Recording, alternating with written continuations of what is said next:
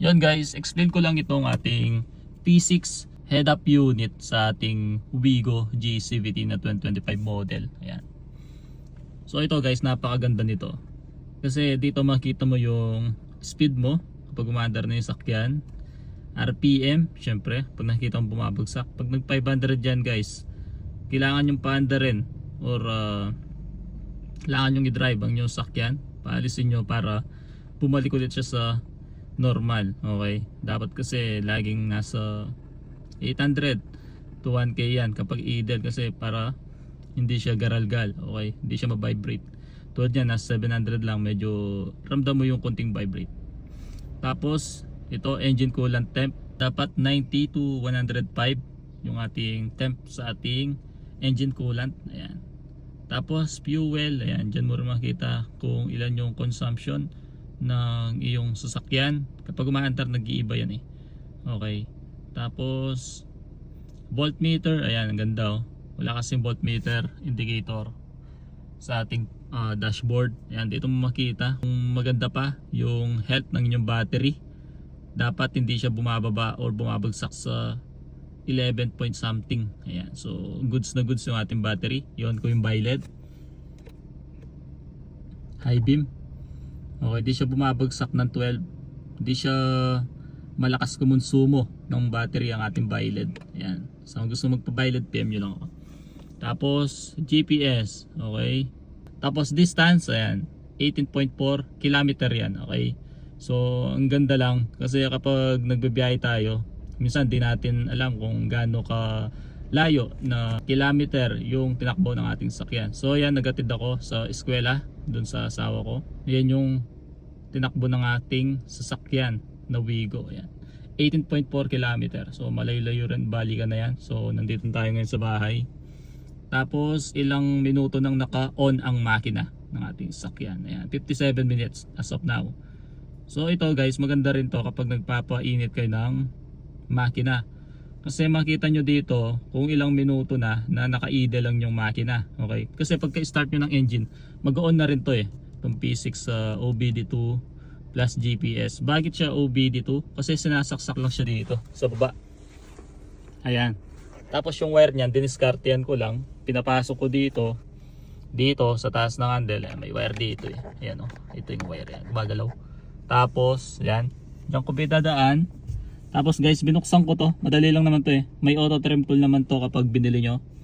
Kulay orange yan. Aklatin nyo lang to. Iangat nyo lang yan. Mababaklas na yan. Tapos madali lang naman siyang ibalik. Tapos, pinadaan ko doon yung wire. So yung sobrang wire, nandyan yung sa loob para di kita. Tapos dito sa gilid, pinadaan ko rin yung wire dyan. Dito eh. Dito. Tapos dito siya nagtapos yung wire. Ayan. Tapos ito, may libre naman itong adhesive. Saktong-sakto siya dito sa ating Wigo. Ang ganda. Pero meron din siyang suction cap mount. Okay, pwede siyang ilagay dito. Yan, pwede siyang ilagay dito or dito kung saan nyo trip. Pero ako, dahil nagda-drive ako, yan, kitang-kita ko siya. Ang ganda lang, nandito siya banda. Yan, kitang-kita natin siya dito. Tapos meron pa tong ibang mode ng speedometer na design. Ang ganda lang niya. Ito, pindutin nyo lang gitna. Ayan. So makita nyo dito, yan o, may GPS, kilometer, tapos yun o, yung ating sa turbo. Wala naman turbo yung ating sakyan, di ba? So ayan, makapansin nyo, meron siyang orasan dito na maliit. Ang ganda. 7:42 AM. So tugma siya sa system ng ating sakyan dito sa harap. Yan. Tapos, mode pa natin. Ayan, speed, acceleration naman to. Brake test, ayan, ang ganda o. Meron siyang brake test. Tapos ayan, dito sa PID makita nyo yung status ng inyong sakyan. Ayan, kung meron ba siyang mga error code. Yan, engine load, ayan. Tapos coolant temp, ayan, nandyan din. Ayan, ang ganda naman coolant temp natin. Tapos ayan pa, yung ibang info, hindi ko alam yan. Tapos ayan, yung design ng default nya na speedometer. Ayan, yung digital gauge. Okay, makita nyo dito yung voltmeter, ECT or engine coolant, fuel consumption. Ayan. Ayan o. Tapos yung coolant nyo kung ilang degree. Yung kanyang temp dito. Meron din dito. Ayan.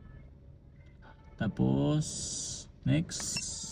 Yan, ang ganda ng design. Makakapili kayo ng digital gauge na gusto nyo.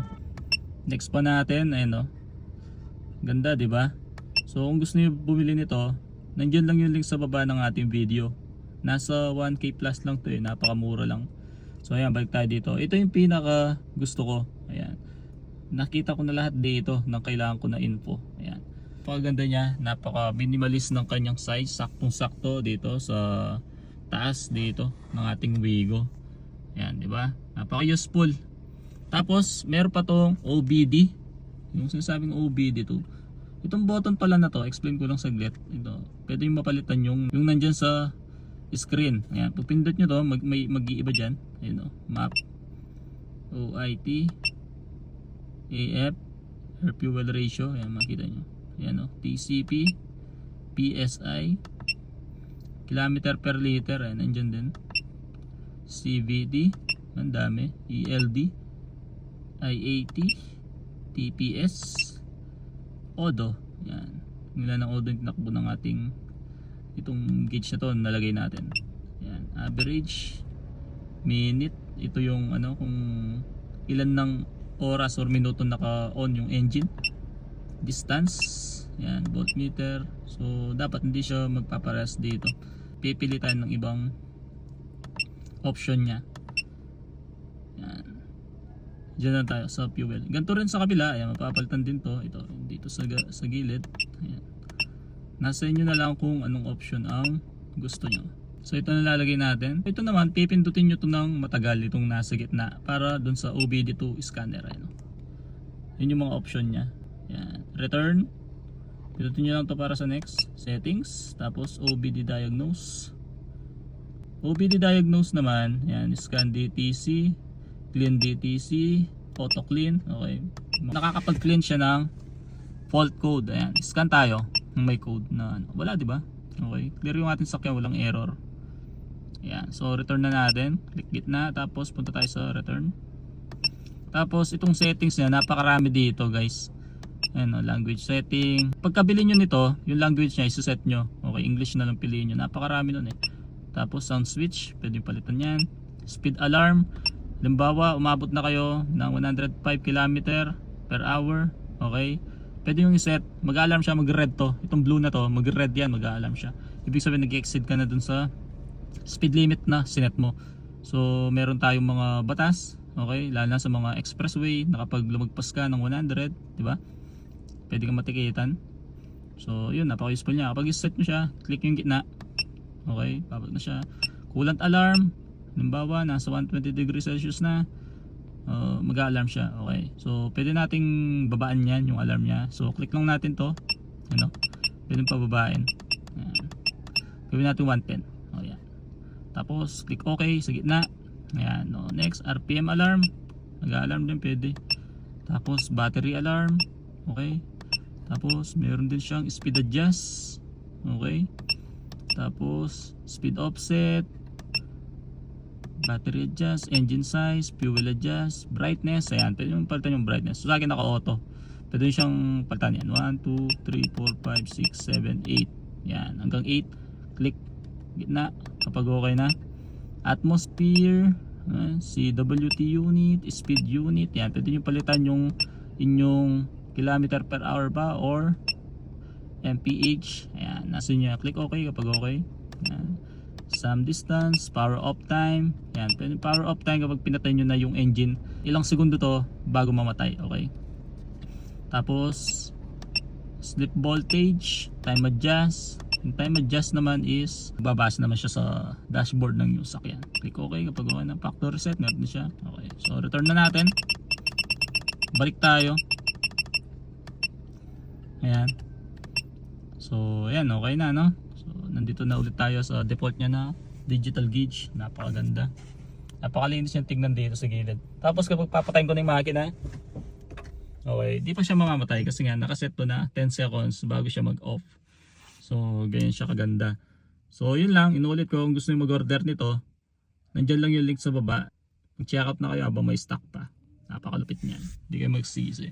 Ganito na lang yung ating video mga bossing. Goodbye!